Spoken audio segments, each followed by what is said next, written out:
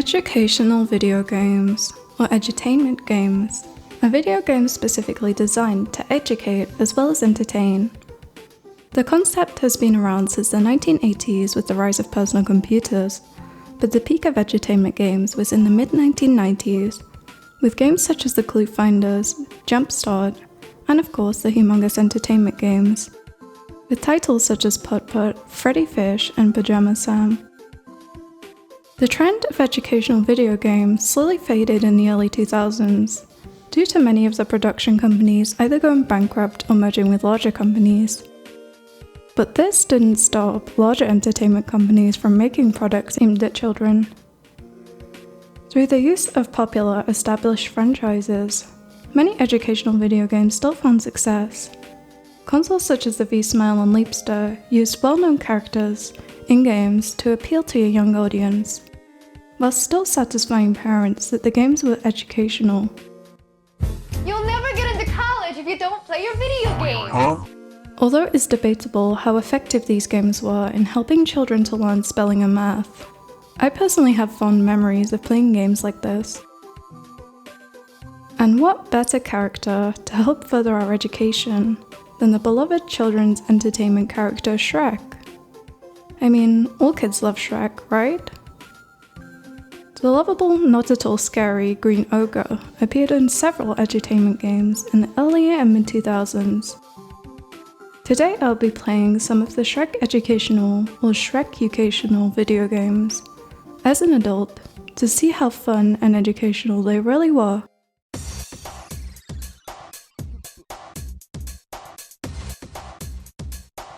Somebody once told me that learning phonics with Shrek is fun. This is a PC game that was published by Activision in 2001. As I open up the game, I'm greeted by the classic DreamWorks/Shrek music as I gaze upon the cute menu design. This is basically a side-scrolling platforming game with controls simple enough for a 5-year-old to play, using the arrow keys to move and the spacebar to jump. There is a health bar accompanied by a portrait of Shrek, with his expressions matching the amount of health you have. If you make a mistake, your health decreases, but fortunately, there are also onions scattered around the levels so you can replenish your health. To add to the difficulty, there are hazards like spiders, bees, and slime, which can also lose you health if you touch them. There are also mushrooms around the levels, which can make you jump higher, but be careful, you might accidentally run into an incorrect answer. And your prize for completing the level is this goofy little dance animation that Shrek does at the end of each level.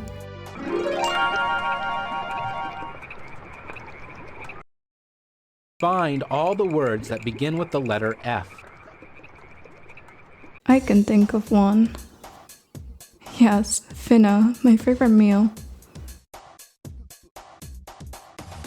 I felt like rage quitting after falling on a conveniently placed pond, followed immediately by a spider. I also noticed that as your health decreases, Shrek begins to look pissed.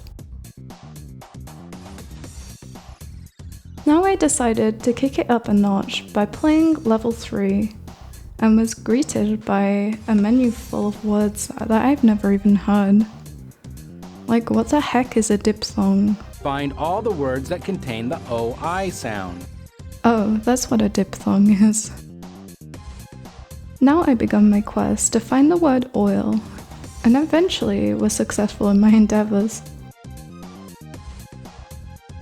Next up, alphabetization. How hard can that be?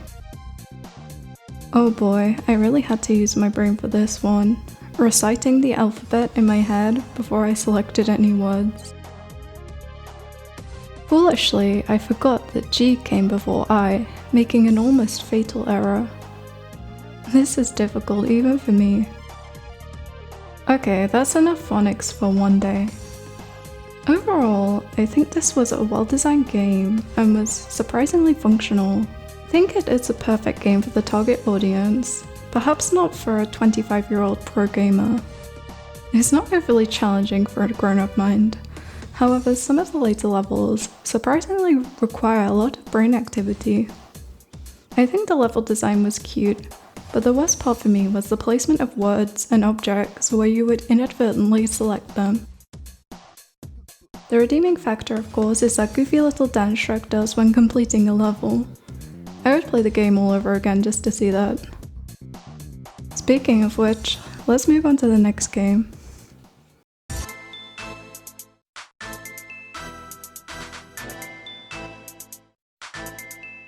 Shrek Swamp Fun with Early Math is basically a cut and paste of Shrek Swamp Fun with Phonics, using the same assets and concepts. And it is also a PC game published by Activision in 2001, of course. The only difference is that you're now dealing with numbers instead of words. And for some reason colours too. That's not very math. This game was actually kind of challenging, for the wrong reasons of course. For example, it told me to find all crowns with 5 jewels, and I wasn't sure whether that meant at least 5 or exactly 5.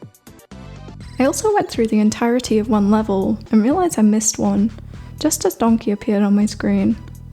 I had to go all the way back to find it. And then it was time for fractions, my worst nightmare. Luckily, there was pictures of the fractions, and it didn't involve any additional subtraction, otherwise I would have been screwed. But it is early math after all. At this point, I got curious about what happens when you run out of health. So I purposely picked a bunch of wrong answers, and found out that Shrek just lays down and goes to sleep, respawning at the beginning of the level. There's not really much left to say about this game because I've already talked about Shrek Swamp Fun with Phonics. Do I prefer Shrek Swamp Fun with Phonics or with Early Math? Well, I think that depends on what subject you preferred at school. I was never really good with words, but being an engineering graduate, surely I'm good at math, right?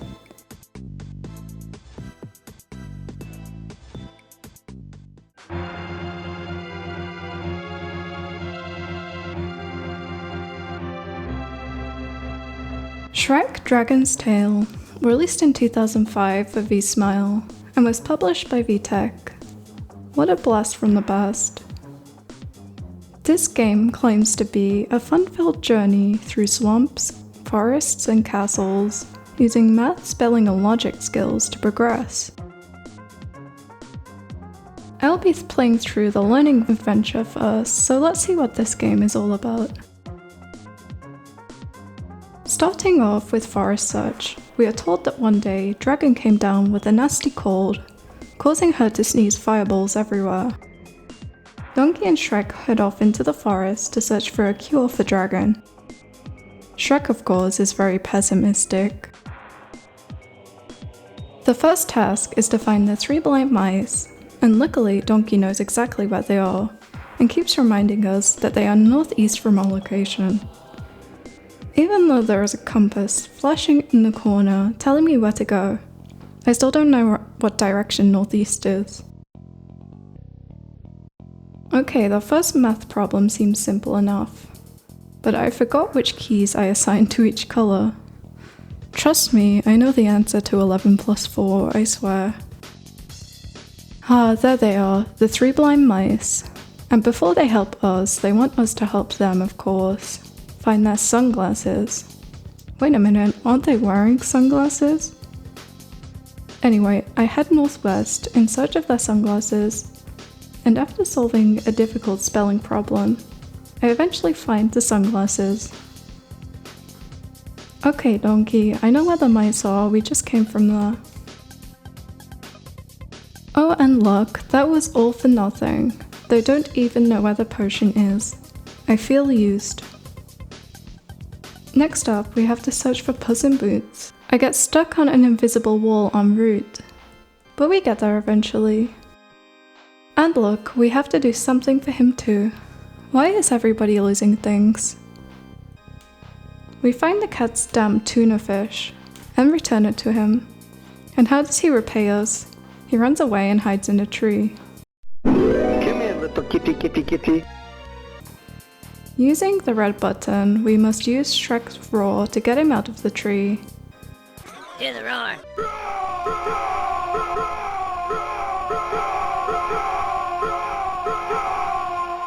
I am clearly a big fan of this mechanic.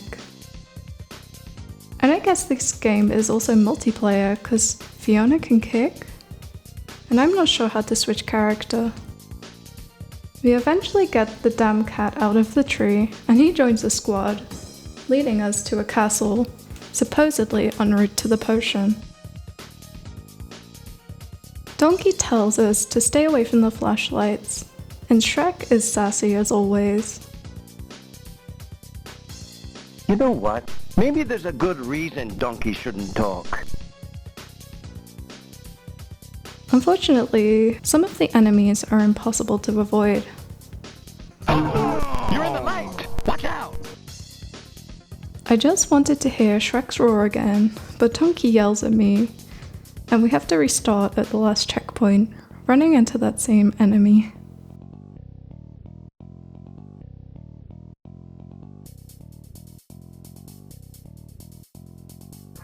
Now for a cute little mini game involving Puss in Boots grabbing a potion. For some reason, this music sounds awfully familiar. Come on, Puss in Boots! Get the green potion on the bottom left for us!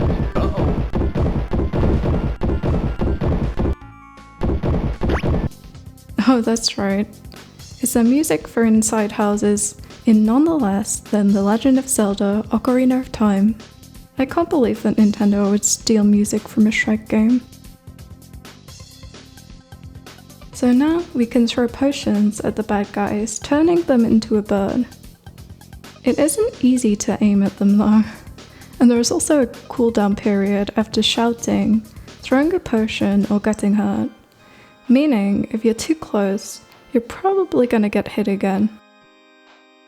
We make it out of the castle unscathed and move on to the haunted forest.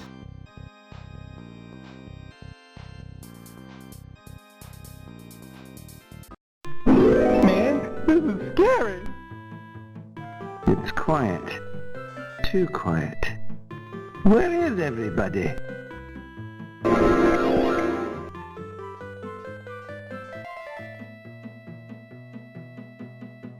It's too quiet, Shrek. It's loud and clear for me.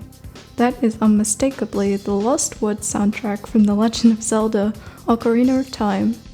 But this time it's just a 17-second clip of the music on a continuous loop. Interesting. So it appears that time has stopped, and in order to progress, we have to collect all 6 hourglasses to unfreeze the forest. What a terrifying enemy. I would have had nightmares about this thing if I played this game as a kid. The design of this map isn't great, since I missed an hourglass at the beginning and have to go all the way back to collect it. Getting chased by that scary tree guy again.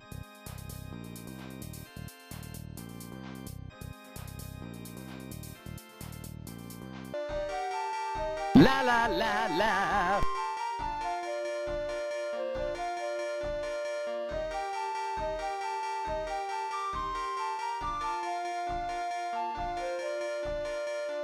What's this? The other half of the Lost Woods soundtrack? Playing on a loop? Of course Donkey is trying to distract me by singing, but I know what this is. Unfortunately, shortly after grabbing the 6th hourglass, my game crashed and silly old me forgot to save the game. Luckily, I can use the quick play option to continue the story without having to play all the previous levels. Now onto Dragon's Castle Showdown. We have to move the chess piece onto the board to unlock the door, but it took me a while to figure out that there were more chess pieces to find and that I had to jump on these buttons to open the other doors.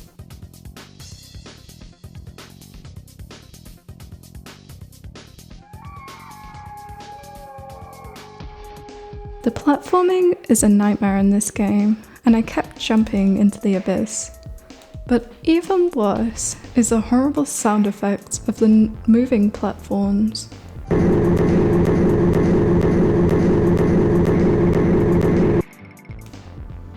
But eventually we get all the chess pieces and get through the door to find... Oh god, more moving platforms. Uh-oh. Uh-oh. Watch out!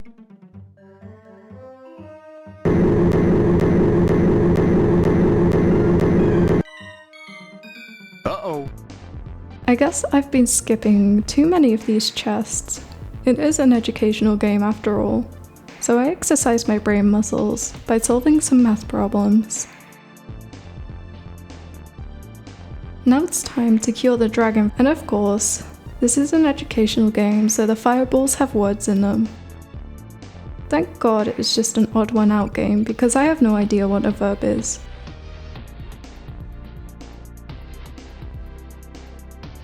And once the dragon's cured, that's the end of the story.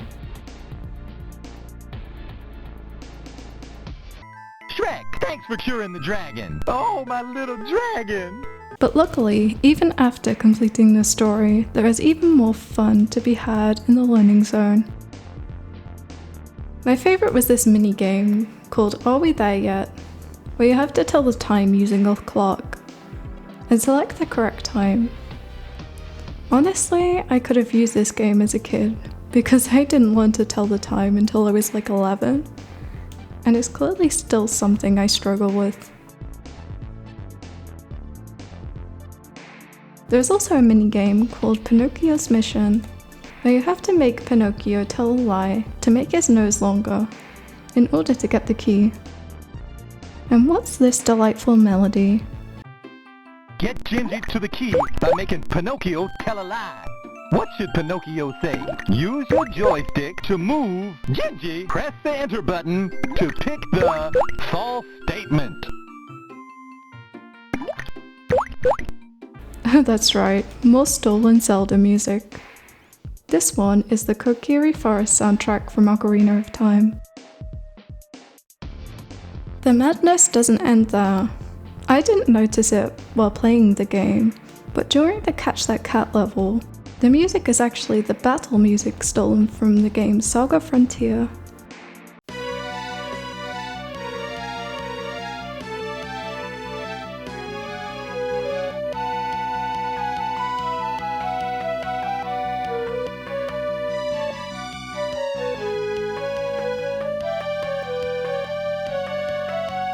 And the music at the ending of the game is the carnival music from Darkseid 2.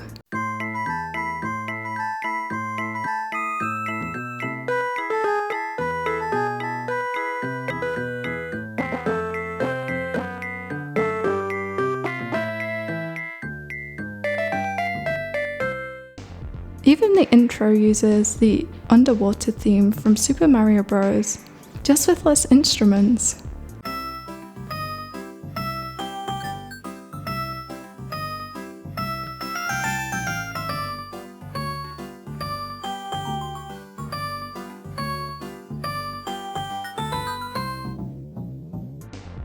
And that's not all.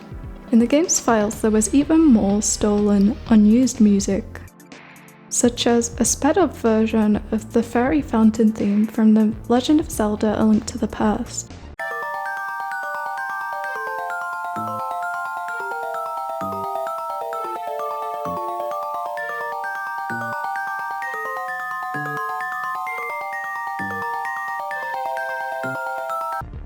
As well as an unused variation of the first part of the main melody of Lost Woods from Ocarina of Time.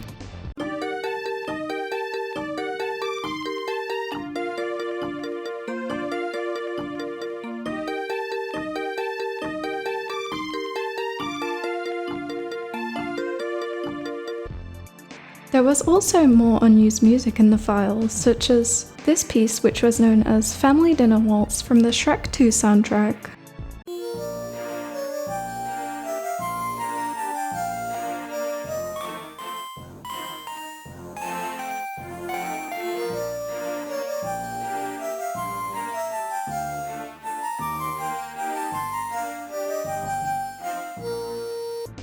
And the other was this unknown piece.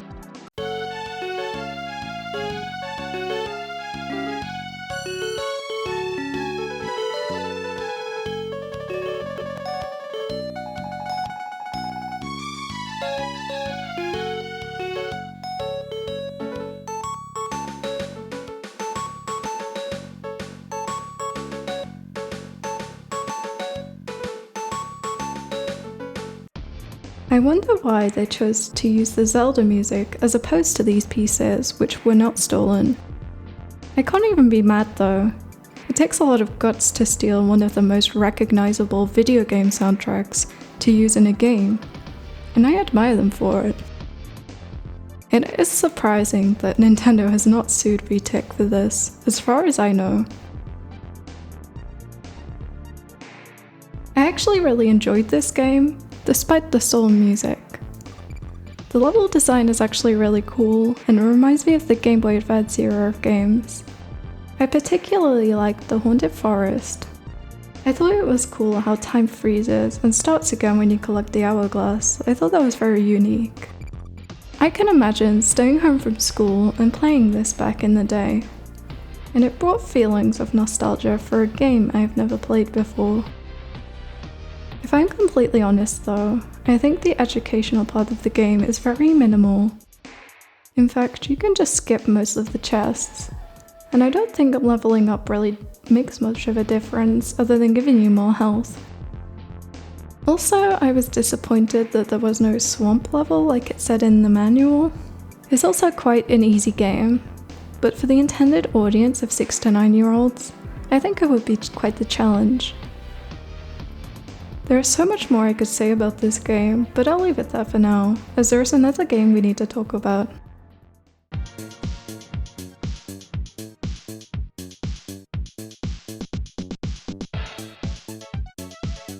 Shrek the Third, Arthur's School Day Adventure, is yet another V-Smile edutainment game, published by VTech and released in 2007. The main story starts off by telling us that one day Arthur, Fiona's cousin, didn't show up to school. This just so happens to be the day that Shrek and Donkey visit his school looking for him. They ask a student where Arthur is, and he says to follow him to the athletic field. And for some reason, the cutscene ends abruptly and you are suddenly Shrek on a skateboard. In this minigame, you have to move the skateboard to spell out words, all while avoiding obstacles and doing the occasional trick. Once Shrek is done grinding the rails, they catch up with the student, who actually has no idea where Arthur is. Shrek is understandably unhappy with the guy, since he actually had to undergo some physical activity, all for nothing. What? Why, you little... We are however told that Arthur likes to wander the town, and we may find him there. So Shrek and Donkey head into the town. Shrek spots Arthur and runs after him through the town. And for some reason, while chasing Arthur, Shrek decides to be a good citizen and collect items and return them to the correct shop. You have to use your brain to figure out where each item is, and Donkey tells you what the shop sells, which we clearly must know if we already returned the item there. Great! Apple, this is the fruit shop. It sells fruit. Towards the end of this level, I realized that collecting and returning items is kinda optional, so I skipped a few. Now we have to face off against Rumpelstiltskin, who's throwing barrels at us. To progress, we must collect potions to fill the power meter, to open the gate. And of course, there's even more items to return.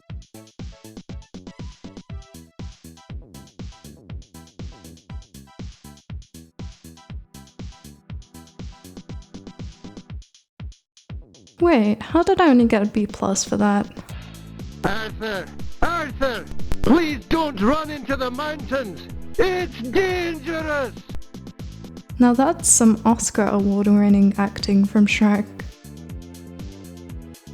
Once we catch up with Arthur, he continues to run off into the mountains.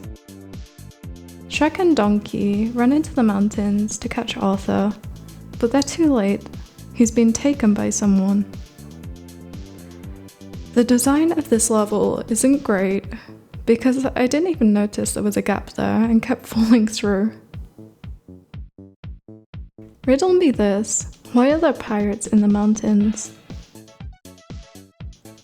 After scaring off a pirate, it's onwards and downwards. And now there's a witch. After some impressive spelling, we defeat the witch and move on to catch the pirate who took Arthur. I receive another disappointing grade for all our hard work. After reuniting with Arthur, the group move onto the forest, where they meet Merlin the wizard, and Arthur asks him to send him back to school, but he ends up sending them to the catacombs. How scary. I didn't realize you needed to wait for the fountains to be turned off to jump over the gap. Now we have to find the correct gates in order to progress through the catacombs. And I guess I'm not supposed to go that way. We eventually find all of the gates, completing the story and finally receiving a good grade for all our efforts. Shrek, Donkey and Arthur make it out of the catacombs and take Arthur back to the campus. But wasn't he supposed to become king or something in the plot of Shrek 3? Oh well, that's a story for another day. Luckily, there's even more educational fun to be had in the learning zone, just like in Dragon's Tale. There's Gingy's Stack Up, where you have to drop all the gingerbread people, well, hello there, on top of each other. But the educational twist is that you have to drop them in the correct category, matching their balloon. Specifically odd and even numbers, or lowercase or uppercase letters. Next up, a shape guessing game, as well as a puzzle game, where you have to put the pieces in the correct place.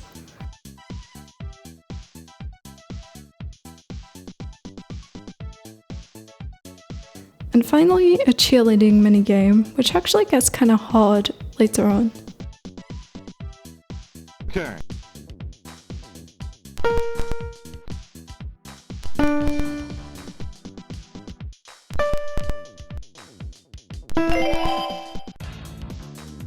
Shrek the Third, Arthur's School Day Adventure, is a well-designed educational game with short bursts of learning in different styles. From skateboarding to running through catacombs to fighting pirates by spelling out words. It's noticeably a lot easier than Dragon's Tale. After all, it is aimed at 4 to 6-year-olds. But even I didn't score a grade A on every level. There was also no stolen music in this game as far as I'm aware, so that's always a plus. Well, I think that's enough edutainment for one day. Now on to my final thoughts.